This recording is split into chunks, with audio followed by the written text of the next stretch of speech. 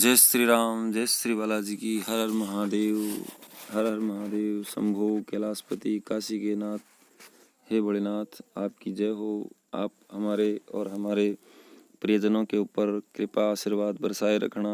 आपकी कृपा हमारे परिवार कुटुंब पर और हमारे मित्रों पर, हमारे सभी चित परिचित स्नेही लोगों पर बरसता रहे। हे भोलेनाथ, हमें और हमारे सबको मित्रों को आप ऐसी बुद्धि और सद्बुद्धि प्रदान करना जिससे आप सब लोग मिलकर के आपकी आराधना, आपका नाम उच्चारण और जाप करें। प्रिय भक्तों, प्रिय दर्शकों, हम आपको श्रावण मास की बहुत बहुत बधाइयाँ और शुभकामना देने के लिए आज हमारे इस YouTube चैनल के माध्यम से आपके सामने उपस्थित हुए हैं। आइए भक्तों, श्रावण मास के महीने के बारे में जानते हैं। श्रावण मास का जो महीना है वो भगवान भोलेनाथ का अति प्रिय महीना है। इस महीने में भोलेनाथ की विशेष पूजा की जाती है।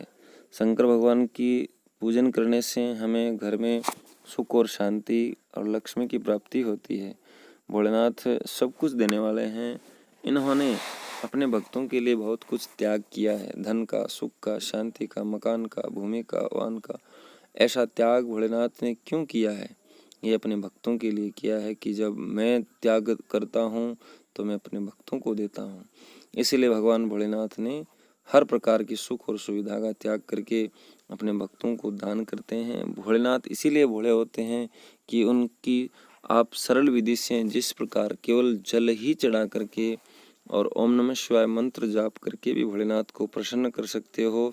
आपके पास में जो भी सामग्री उपलब्ध है और कुछ भी नहीं है तो केवल जल भी चढ़ा सकते हो, एक बिल्व पत्र भी चढ़ा सकते हो, जिससे भी भगवान भोलेनाथ प्रसन्न होकर के आपको लक्ष्मी का, धन का, सुख और शांति का आशीर्वाद प्रदान करते हैं।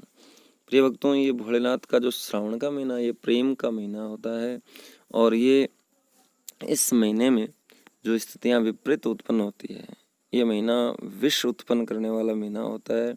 इसमें अनेक प्रकार के कीटाणु, जीव, विषैले और वायरस आदि उत्पन्न होते हैं। इस विषैले, वायरस और जीव कीटाणु को दूर करने के लिए और इस विष रूपी घर में जो लड़ाई झगड़ा, अशांति, कलह का जो माहौल बनता है और इस प्रेम के महीने में लड़ाई झगड़े की उत्पत्ति होती है इस महीने में, तो इसको विपरीत परिस्थितियों को और झगड़े को शांत करने के लिए, अशांति को शांत करने के लिए और परिवार और कुटुंब में प्रेम बढ़ाने के लिए हमें भगवान भोलेनाथ के परिवार का पूजन करना चाहिए अपने परिवार के साथ में मिल करके।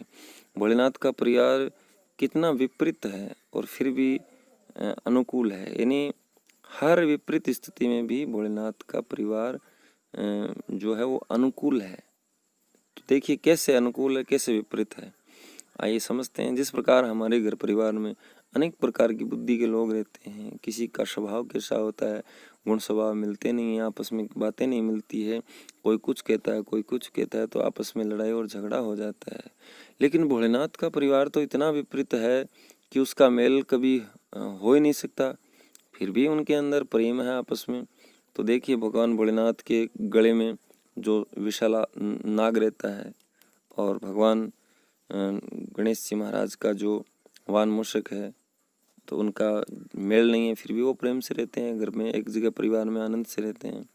कार्तिकेय भगवान का जो वाहन है वो मोर है, लेकिन मोर के और सांप के आपस में बनते नहीं है, फिर भी वो आनंद से एक जगह रहते हैं।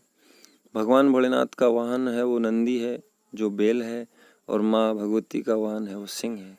उनका कोई मेल नहीं है, फिर भी वो परिवार में एक जगह आनंद से रहते हैं, प्रेम से रहते हैं, स्नेह से रहते हैं, आपस में कभी लड़ते और झगड़ते नहीं हैं।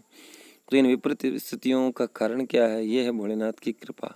उन पर भी भोलेनाथ की कृपा है।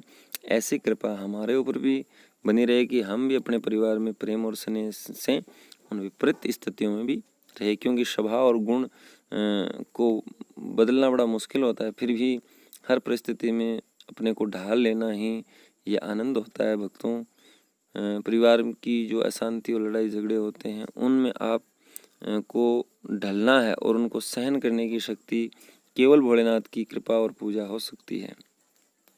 भगवान भोलेनाथ का शरीर का हम अगर देखें तो भगवान भोलेनाथ का जो शरीर है उस पे, सिर पे जो गंगा बहती है, लाट में जो जो तीसरी जो आँख होती है वो अग्नि का स्थान है, वह अग्नि निवास करती है। तो जल और अग्नि का मेल नहीं है, फिर भी भोलेनाथ आनंद में है।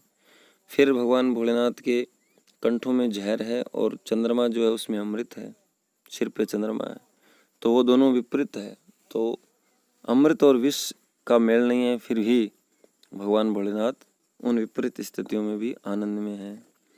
और उसी प्रकार ये भोलेनाथ का जो शरीर का जो बनावट है, ऐसी विपरीत स्थितियों में भी भोलेनाथ आनंद में है। तो हम भी ये चाहते हैं कि ऐसे भोलेनाथ का परिवार, ऐसे भोलेनाथ का शरीर, उनका अगर हम पूजन करें तो हमें उनका आशीर्वाद मिले। हमारे परिवार की जो विपरीत स्थितियां हो और जो हमारे परिवार में विष रूपी जो वचन वाणी जो बोलते हैं परिवार के लोग, वो वाणी का जहर भी हमारे जीवन में असर ना हो। जो जहर का असर नहीं हो तो अमृत की उत्पत्ति हो जाती है। जो जहर को पचाता है, पकाता है, उसके जीवन में अमृत की प्राप्ति होती है।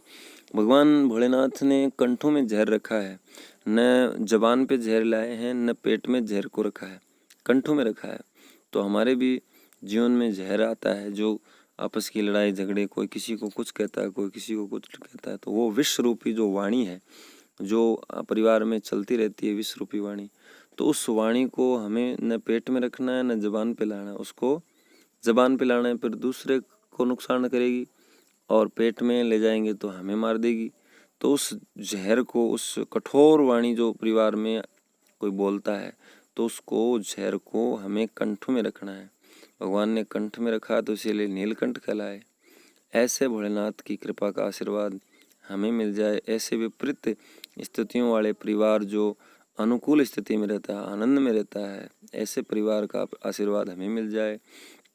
तो हमें भी अपने परिवार के साथ में मिल करके यथाविधि समय निकाल करके श्रावण के इस पावन महीने में भगवान भोलेनाथ का पूजन करना चाहिए, व्रत करना चाहिए। सोमवार का व्रत करे, हर महीने के व्रत कर सके तो ठीक है, नहीं तो सोमवार का व्रत करे। भगवान भोलेनाथ का नित्य पूजन करे। ऐसा नहीं है कि केवल सोमवार का ही पूजन करे, नित्य पूजन करे। मंदिर में जा सके तो ठीक है, नहीं घर पे शिवलिंग की पूजन करे और भोलेनाथ का परिवार का आशीर्वाद प्राप्त करे। जय श्री राम, जय भोलेनाथ, हर हर महादेव शंभु।